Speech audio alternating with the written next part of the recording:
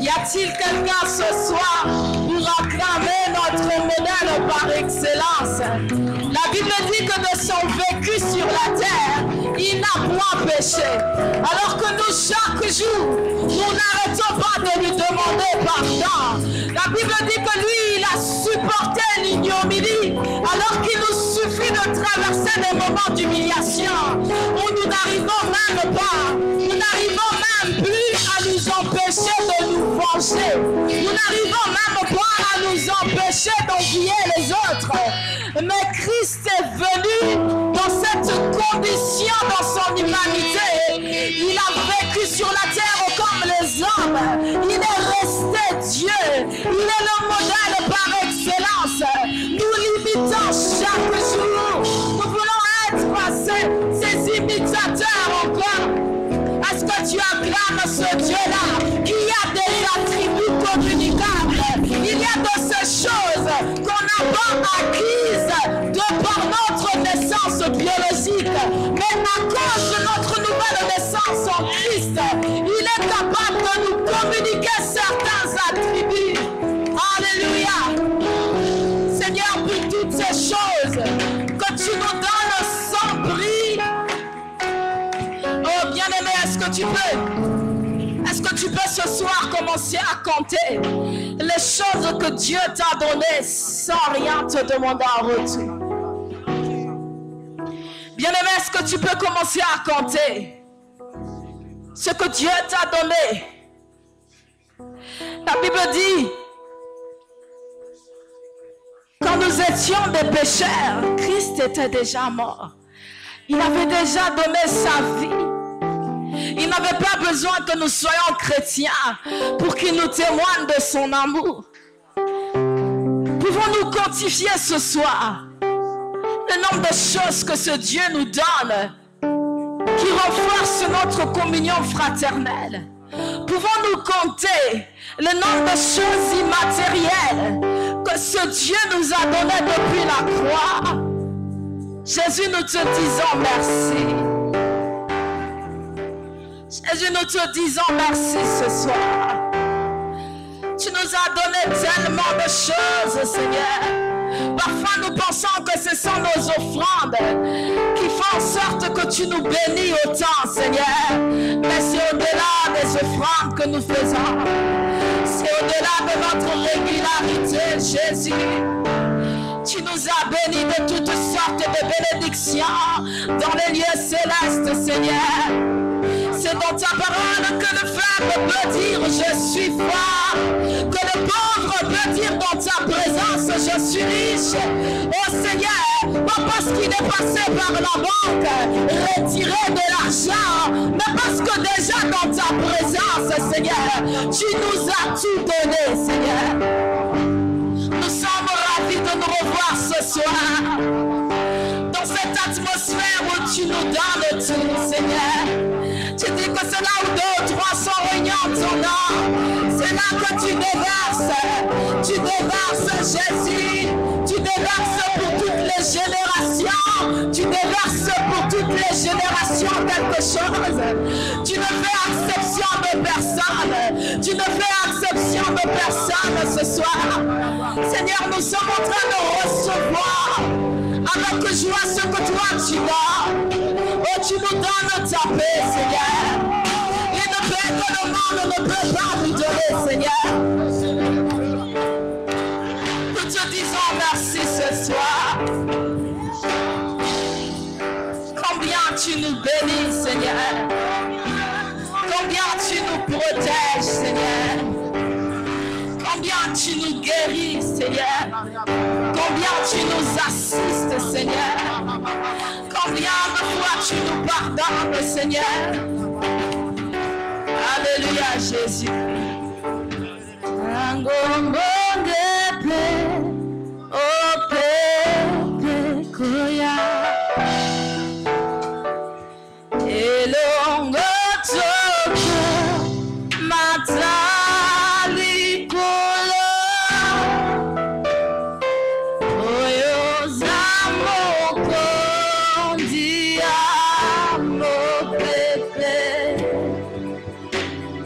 Now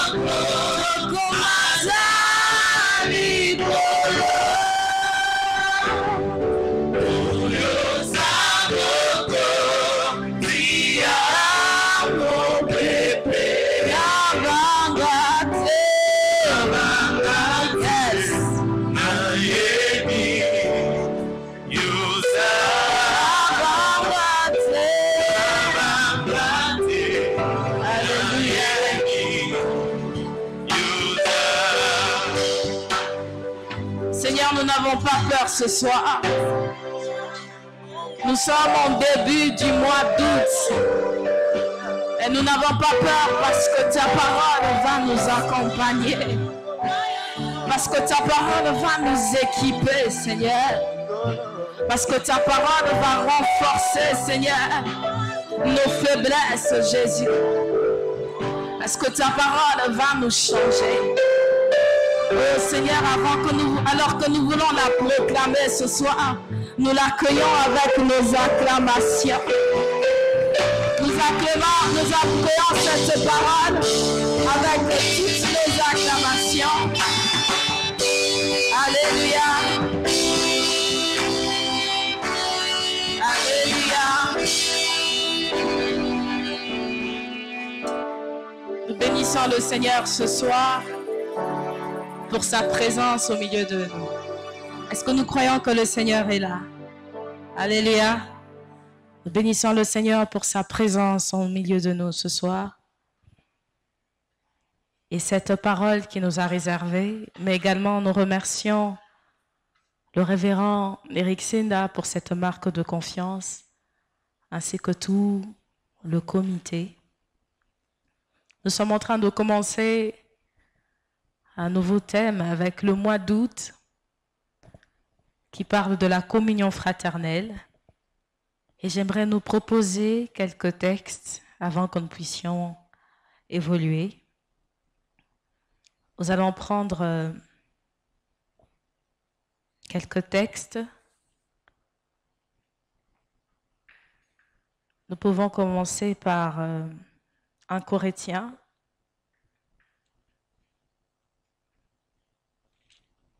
Nous pouvons commencer par 1 Corinthiens, le chapitre 12. 1 Corinthiens, le chapitre 12. Nous pouvons commencer à partir du verset 9 et nous pouvons sauter quelques versets. Nous pouvons nous arrêter au verset 27. Je nous invite à lire la parole du Seigneur. 1 Corinthiens, le chapitre 12, à partir du verset 9. Je lis au nom du Seigneur. L'Esprit donne à un autre d'exercer la foi d'une manière particulière. À un autre, ce seul et même Esprit donne de guérir des malades. À un autre, il est donné de faire des miracles. Un autre reçoit une activité prophétique. Un autre, le discernement de ce qui vient de l'Esprit divin. Ici, quelqu'un reçoit la faculté de s'exprimer dans des langues inconnues, et il est donné à un autre d'interpréter ces langues. Mais tout cela est l'œuvre d'un seul et même esprit qui contribue son activité, qui distribue son activité à chacun de manière particulière. Le verset 12 nous intéresse le plus. Le corps humain forme un tout, et pourtant il a beaucoup d'organes. Et tous ces organes, dans leur multiplicité, ne constituent qu'un seul corps. Il en va de même pour ceux qui sont unis au Christ. En effet, nous avons tous été baptisés par un seul et même esprit pour former un seul corps et même esprit, afin que nous soyons, pour former un seul corps, que nous soyons juifs ou non juifs, esclaves ou hommes libres. C'est de ce seul et même esprit que nous avons tous reçu. Un corps n'est pas composé d'un membre ou d'un organe unique, mais de plusieurs. Si le pied disait, puisque je ne suis pas une main, je ne fais pas partie du corps, n'en ferait-il pas partie pour autant? Et si l'oreille se mettait à dire, puisque je ne suis pas un œil, je ne fais pas partie du corps, ce serait-elle d'en faire partie pour autant? Si tout le corps était un œil, comment ce corps entendrait-il? Et si tout le corps se réduisait à une oreille, où serait l'odorat? Dieu a disposé chaque organe dans le corps chacun avec sa particularité, comme il a trouvé bon. Car s'il n'y avait en tout et pour tout qu'un seul organe, serait-ce un corps. En fait, les organes nombreux, mais ils forment ensemble un seul corps. C'est pourquoi l'œil ne saurait dire à la main, je n'ai pas besoin de toi, ni la tête aux pieds, je peux très bien me passer de vous. Au contraire, les parties du corps qui nous paraissent insignifiantes sont particulièrement nécessaires. Alléluia. Et le verset 26, je veux sauter. Un membre souffre-t-il? Tous les autres souffrent avec lui. Un membre est-il à l'honneur? Tous les autres partagent sa joie. C'est la parole du Seigneur. Nous allons ajouter les autres passages après, au fur et à mesure. Mais je vous invite quand même à lire Matthieu 18. Matthieu, le chapitre 18. Nous pouvons prendre le verset 20.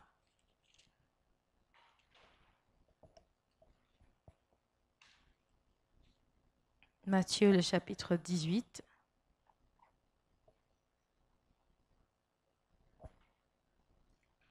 Car là où 2 ou 3 sont ensemble en mon nom, je suis présent au milieu d'eux. Alléluia. Nous pouvons aussi prendre plus tard Acte 2, verset 22, qui souligne le fait que les apôtres, dans le livre des Actes des apôtres, persévéraient dans la prière, dans la fraction de pain, dans la communion fraternelle.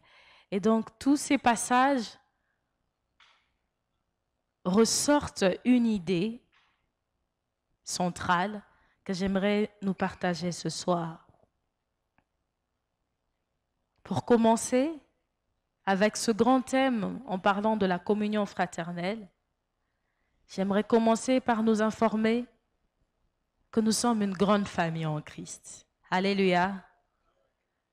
Résumer mon message ce soir, ce serait de nous convaincre que nous sommes une grande famille chrétienne. Une très grande famille. Et nous parlons de l'Église universelle, composée de tous les chrétiens du monde.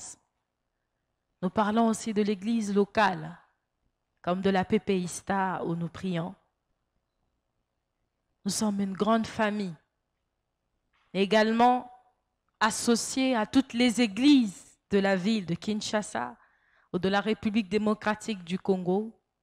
Tous ces chrétiens que nous rencontrons dans le milieu professionnel, que nous rencontrons en chemin, dans nos quartiers, dans nos familles, font partie de cette grande famille chrétienne que nous avons.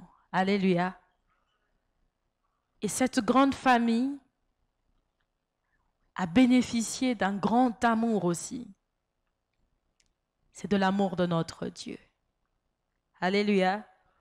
C'est pour ça que vous comprendrez que même si dans les relations interpersonnelles, cet amour peut être fragilisé à cause de certaines actions des uns vis-à-vis des autres, vous verrez que le Dieu, le Maître, le Père de cette grande famille va jouer son rôle afin de restaurer les cœurs. Alléluia. Dans la parole de Dieu, il y a plusieurs passages qui nous parlent du savoir-vivre dans la communauté, du savoir-être. Si ton frère a péché, va le voir, demande-lui pardon. Et si ce n'est pas le cas, s'il refuse de reconnaître son tort, l'amour de notre Père va nous restaurer. Alléluia. C'est autour de cet amour qui ne provient pas des humains, mais de cet amour qui provient de Dieu, de par cette origine, de cet amour divin, nous pouvons continuer de croire que notre famille continuera d'exister. Alléluia. Généralement, quand il y a quelques réalités que nous traversons dans les différentes familles chrétiennes, il y a certains qui pensent que la famille dont Dieu est l'initiateur n'existera plus parce qu'il y a des conflits. Cette famille va subsister.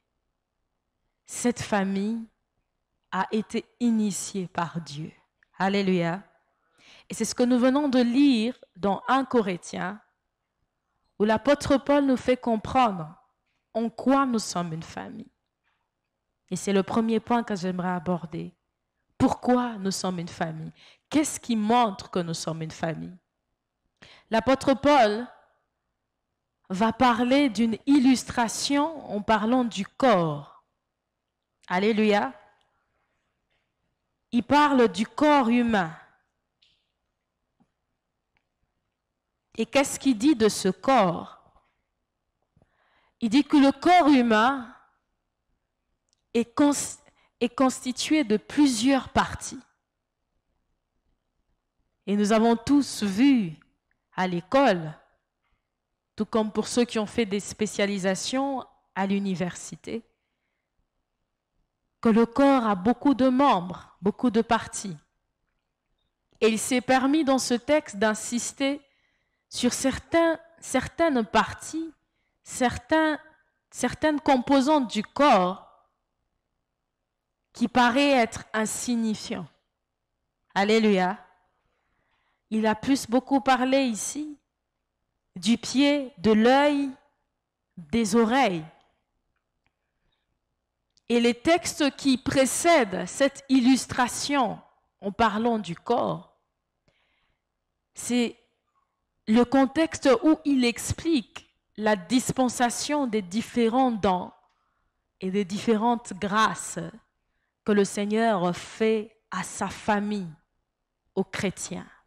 Alléluia. Nous ne nous nourrissons pas que de notre pain quotidien, mais cette famille de Dieu est aussi nourrie de façon spirituelle. Alléluia. Et la Bible dit que tous ces dons que le Seigneur donne, que ce soit le parler en langue, que ce soit même celui qui a le don de la foi, celui qui a le don de la guérison, celui qui a la prophétie, celui qui a le don des miracles, pour tous ces dons qui viennent du même esprit, qui viennent de l'initiateur de notre grande famille chrétienne, que ces dons devraient servir au perfectionnement de l'Église. Alléluia. Et donc, dans ce mouvement-là, dans cette dispensation-là, où l'apôtre Paul insiste que c'est par le même esprit, il veut dire que ce n'est pas ceux qui ont reçu, par exemple, la prophétie, par rapport à ceux qui ont reçu le don de la foi, parce qu'il est cité, que l'Esprit a donné à ceux qui ont la prophétie d'une façon particulière, et ce qu'il a donné à ceux qui ont le don de la foi, il a donné toute son attention. Alléluia. Et c'est ce que ce texte veut dire. Tous les dons que nous possédons nous viennent d'en haut. Comme je suis en train de parler de Dieu comme le Père de notre famille. Il nous a tous traités de la même manière. En formant notre main, il n'était pas distrait par rapport au moment où il formait notre tête. Alléluia. Au moment où il plaçait nos yeux, il n'était pas pressé que les moments où il nous donnait des pieds. Alléluia. C'est-à-dire que pour toutes ces parties-là, c'était avec amour et attention qu'il a formé tout le corps humain. C'est pour ça que dans ce texte, l'apôtre Paul dit qu'il n'y a aucune autre partie qui se glorifierait que l'autre. Et même les parties qui semblent les plus insignifiantes devraient au contraire retenir notre attention. Les plus petits comme nos yeux. Il dit si le corps tout entier n'était qu'un œil, qui marcherait? Alléluia. Qui écouterait?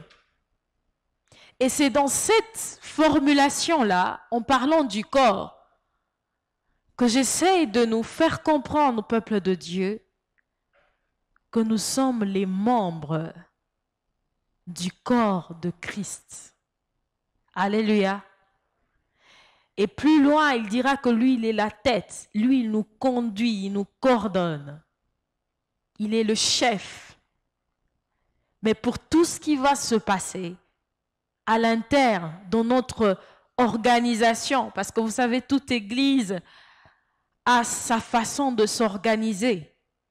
Dans ces organisations-là humaines, parfois, dans ces formes de hiérarchie, n'oublions pas que la valeur de chaque partie de ce corps a du prix aux yeux de Dieu. Alléluia.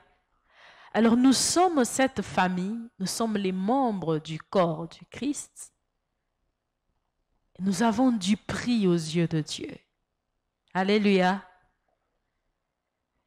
Et si nous avons du prix aux yeux de Dieu, nous apprendrons maintenant à ne pas négliger les différents dons et talents qui nous viennent du Seigneur. Alléluia. Nous n'allons pas les étouffer par complexe. Alléluia.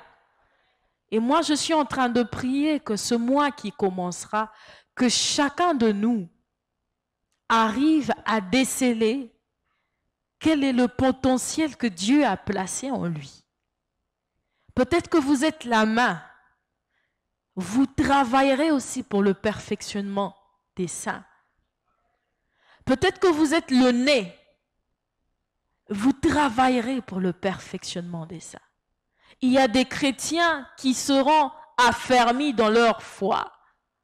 Peut-être pas à cause d'un prédicateur dans une salle, mais peut-être à cause de votre façon de témoigner Christ au travail. C'est pour dire que tout ce que nous sommes, tous les dons que nous avons, qui nous viennent d'un même Dieu et qui nous l'a donné avec le même amour. Alléluia. Et l'apôtre Paul, en insistant, le même esprit, il sous-entendait, c'est par et le même esprit et le même amour. Malheureusement, cette idée nous échappe, nous enfants de Dieu. Nous commençons à nous comparer,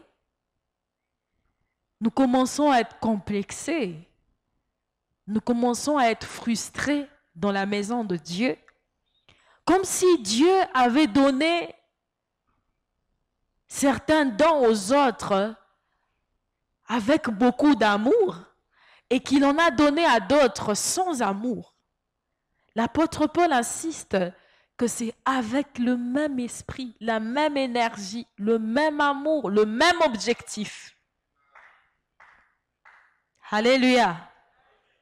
Alors c'est la raison pour laquelle, puisqu'en ayant donné chacun de ses dons et de ses potentiels, en les plaçant en nous, c'est de notre devoir de pouvoir les détecter, les découvrir en nous, parce qu'il les a donnés gratuitement. Alléluia. C'est un Père qui a déversé tous ses dons, non seulement avec amour, parce que vous savez, quand vous allez dans un restaurant, vous pouvez rencontrer une très bonne cuisinière qui cuisine de tout son cœur. Alléluia. Parfois, vous allez dans des grands restos, il y a des grands chefs qui ont tellement de passion dans chacune des épices qu'ils mettent dans le repas. Mais à la fin, qu'est-ce qu'il y a? La facture. Vous payez.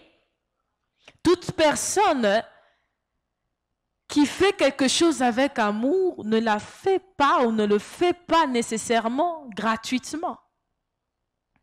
Alléluia. Il n'y a que dans la famille que la gratuité trouve un sens. Alléluia. Il n'y a que dans la famille que le mot gratuité trouve un sens. Et quand la Bible dit qu'il nous a donné son Fils unique, il nous a tant aimés gratuitement, c'est parce que nous ne sommes pas que des créatures, mais nous sommes sa famille. Alléluia. Aucun père ne dira à son fils, « Je suis fatigué d'aller au travail pour toi. Commence à me payer chaque jour. » Aucun père ne dira à son enfant, « Si tu me dis plus bonjour, je n'irai plus chercher l'argent pour toi. » Alléluia.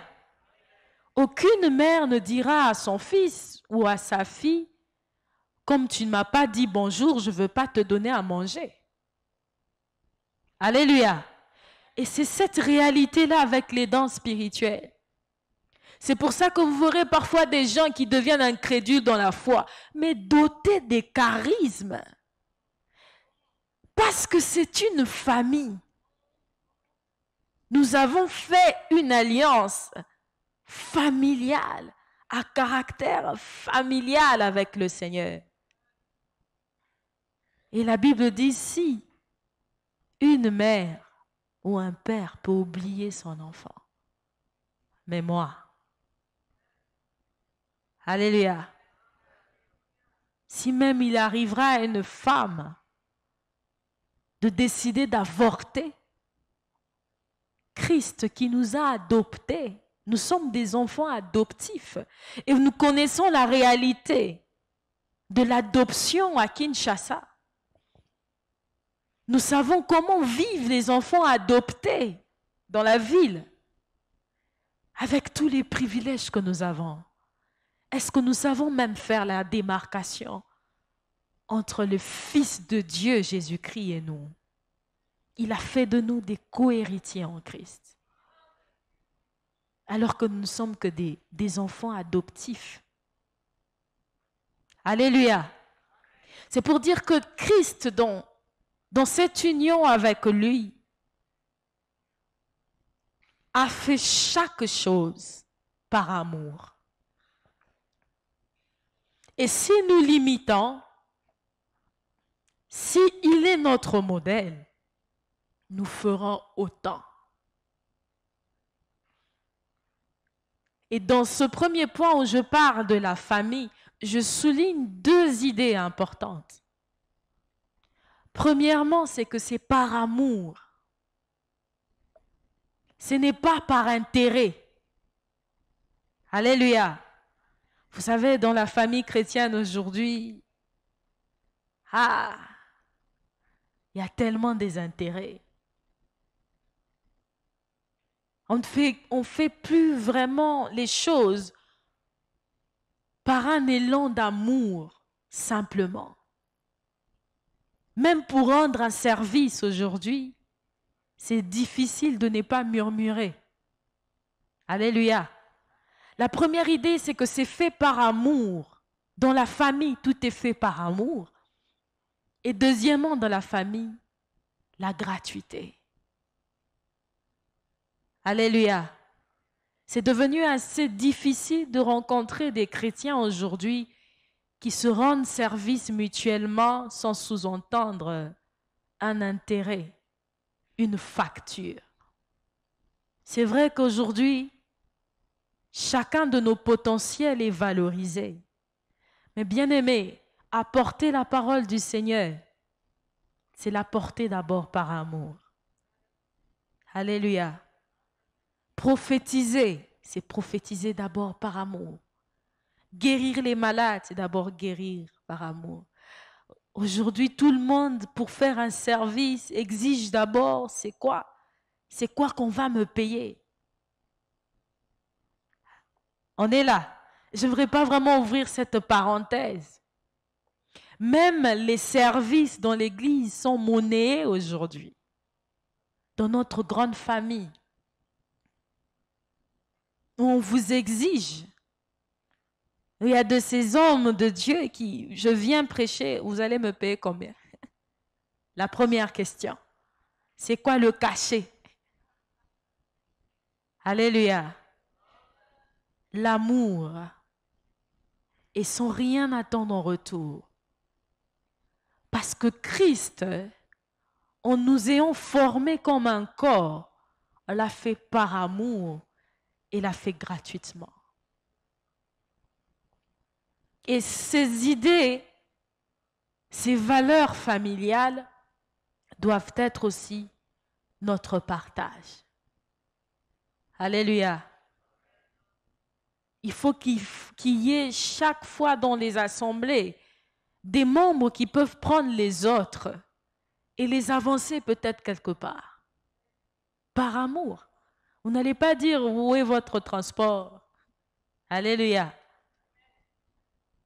Il y a ces actes que vous poserez quand vous vous limitez à voir la personne comme un étranger.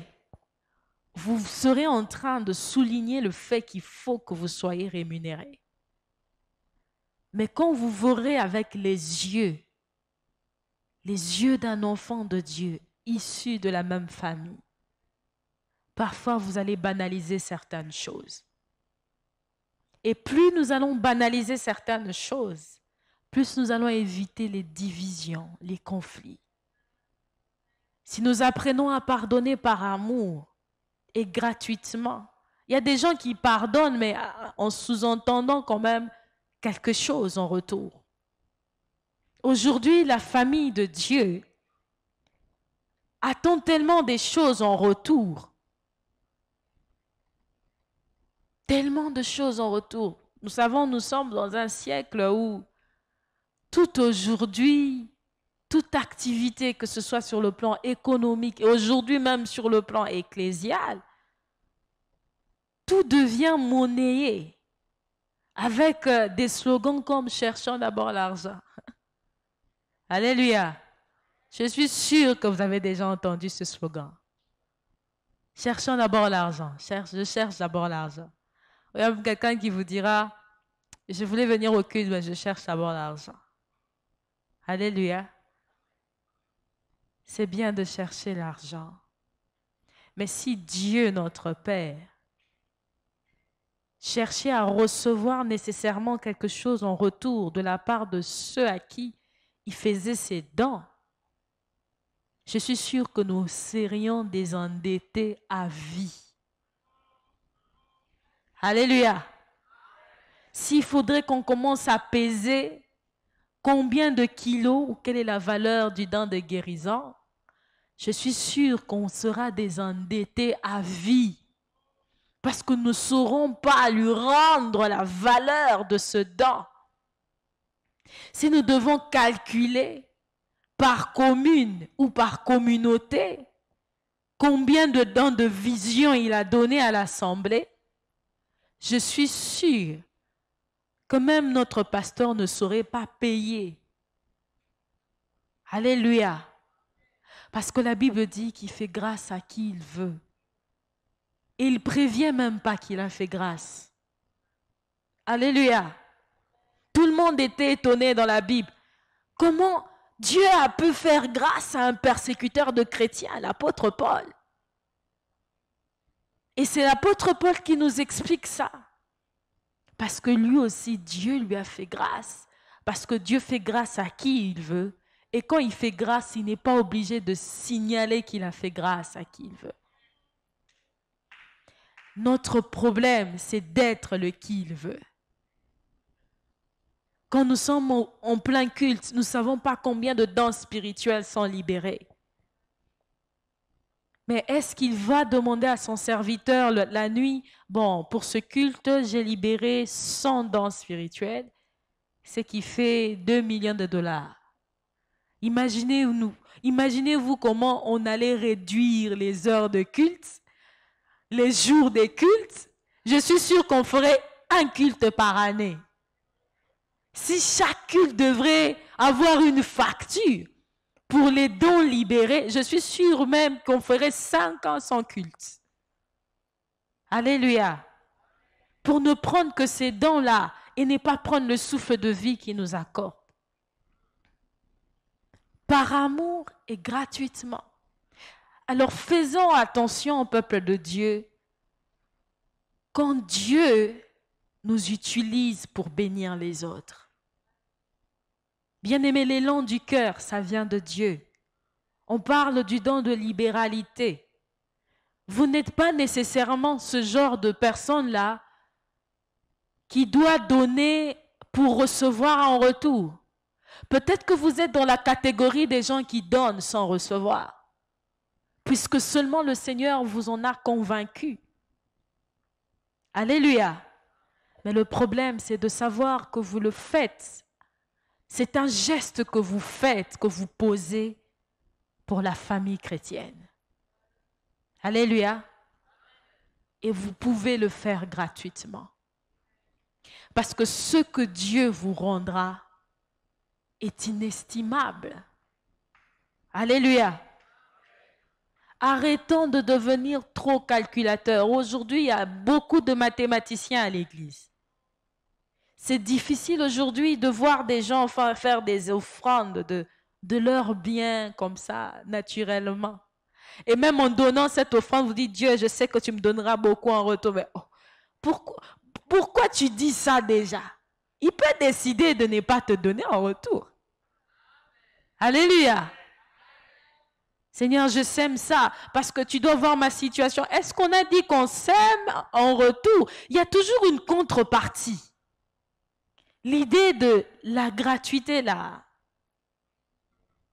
ça n'existe plus. Alléluia. Ne monnaient pas les grâces de Dieu. Elles n'ont pas de prix. Est-ce que nous pouvons acclamer pour les dons que Dieu donne? Il y a des gens qui sont sortis des hôpitaux, qui ont interrompu des cures à cause du don que Dieu a donné. Vous avez déjà vu quelqu'un à qui on donne une ordonnance remplie de médicaments à acheter, mais qui rencontre seulement un enfant de la famille de Dieu et qui est guéri instantanément.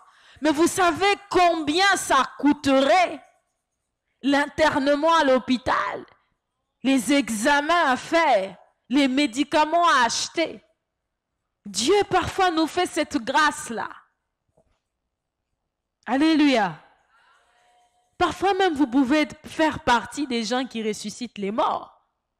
Mais vous êtes tellement égoïste, vous avez tellement trop d'intérêt. Vous savez, il y a des familles qui ont vécu des miracles. Hein?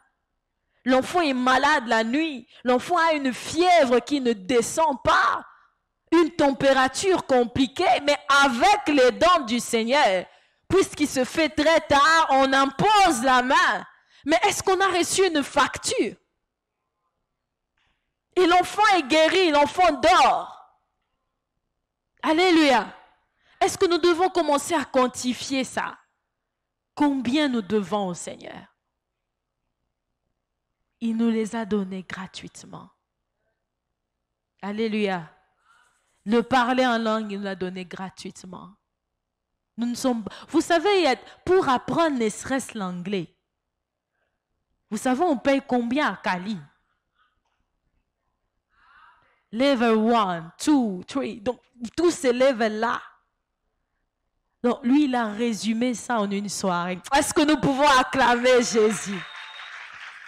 Une langue que nous n'aurons même pas apprise en moins d'une année. Dites-moi, bien-aimés dans le Seigneur, est-ce que nous pouvons répéter le parlant en langue? Une langue qui se crée au fur et à mesure que nous la prononçons. Alléluia. Une langue qui a des tournures, non seulement qui a des tournures, ce n'est pas le genre de langue qui impressionne. Non, ça n'impressionne pas les humains. Ça impressionne les démons. Alléluia. Ne négligez pas cette langue-là. Si on pouvait mettre dans les CV parlant en langue, je ne sais pas. Parce que l'efficacité de cette langue céleste-là j'ai parlé français et j'ai gardé le même état. J'ai parlé français, je suis restée la même. Et j'ai parlé en langue. Ma vie a changé. Alléluia. Ce sont des choses d'une valeur inestimable. C'est pour ça qu'on dit que quiconque blasphémera contre l'Esprit risque de ne pas être pardonné, pour ne pas dire qu'il sera... C'est le genre de péché impardonnable. Parce qu'on ne peut pas quantifier. Ne vous moquez pas de quelqu'un qui exerce les dons de Dieu. Parce que quand vous vous moquez de cette personne, vous vous moquez de Dieu. Vous vous moquez de la personne qui lui a donné cela. Et vous vous privez vous-même d'avoir cette même grâce. Alléluia. Et rapidement, je veux donner 2 éléments avant que nous finissions qui vont fragiliser la communion fraternelle. Le premier point, je vous ai parlé du soubassement de la famille. Pourquoi nous sommes une famille? Par l'illustration de l'apôtre Paul qui dit que nous sommes les membres d'un même corps. Je vais finir par ces 2 éléments qui fragilisent la communion fraternelle. Premièrement, c'est la distraction et deuxièmement, c'est la contradiction. Alléluia. Et j'aimerais vraiment que nous prions ce soir afin que Dieu nous aide à relever ce défi en tant que famille de Dieu, à vivre. En parlant de la distraction peut être comprise comme un manque d'attention habituel ou momentané, se séparer des autres. Et en parlant de distraction, la Bible donne plusieurs passages en disant « Veillez et priez afin que vous ne tombiez pas dans la tentation ». La tentation, c'est une distraction aussi. Alléluia. Moi, j'aime bien remplacer, vous ne tombez pas dans la distraction. Parce que c'est une tentation d'abord qui vous freine. Alléluia. Elle vous fait changer. Elle vous fait un détour. Elle vous ralentit. C'est une distraction.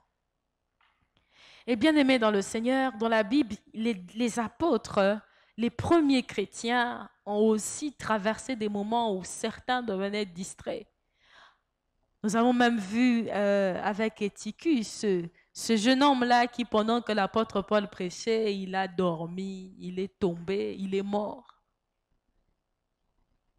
La distraction dans l'Église ouvre beaucoup de portes dans nos rapports entre chrétiens. Alléluia. Je vous donne une petite illustration. Vous pouvez être dans votre vie en train de traverser des moments difficiles ou dans votre relation avec le Seigneur, vous ne croyez plus suffisamment. Vous êtes tellement blessé, prenons que la blessure. On vous a blessé ou on vous a indigné. Vous avez tellement mal réceptionné ce sentiment-là, cette émotion-là. Quand vous arrivez dans l'assemblée, vous n'avez même plus envie de prier. Non seulement vous n'avez pas envie de prier, mais vous n'avez même plus envie de saluer vos frères. Alléluia.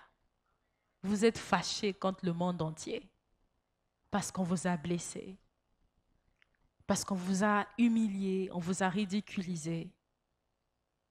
Et vous verrez que ce jour-là, peut-être que le Seigneur a envoyé seulement quelqu'un pour vous saluer et vous donner une adresse pour que vous commenciez le travail. Bien-aimés, vous ne pouvez pas imaginer comment nous sommes parfois distraits. Notre Dieu ne nous bénira pas en dehors des chrétiens. Parfois, d'ailleurs, il utilise les païens. Je veux rester dans la famille chrétienne. Quand nous venons invoquer le Seigneur, Seigneur, bénis-moi. Mais le Seigneur, il écoute. Vous ne savez pas, c'est peut-être par la personne qui vous salue tous les dimanches qui va vous bénir. Mais même vous, au niveau de la salutation, vous êtes dans la distraction. Marie a salué quelqu'un. Alléluia. on a eu à ça. C'est dans le rapport d'une salutation que Marie est devenue mère, porteuse de Christ. Alléluia. Ne négligez pas la salutation. Je ne saurais pas donner plusieurs illustrations aujourd'hui. Ne négligez pas la salutation d'un enfant de Dieu. Vous savez, il y a de ces salutations où vous saluez un homme qui est tellement dans la présence de Dieu. Et il vous dit, Dieu me dit, ne vous inquiétez pas. Demain, il va faire un miracle. Qui a déjà vécu ça dans l'église? Par une simple salutation. Et nous pensons que c'est parce que c'est filmé que ça a de l'importance ou qu'on fait plus cela à tel endroit ou tel endroit. Dieu fait ces choses chaque jour. Chaque endroit où il y a des enfants de Dieu, il a envie d'utiliser la main, il a envie d'utiliser l'œil, il a envie d'utiliser les pieds pour réconforter, pour encourager.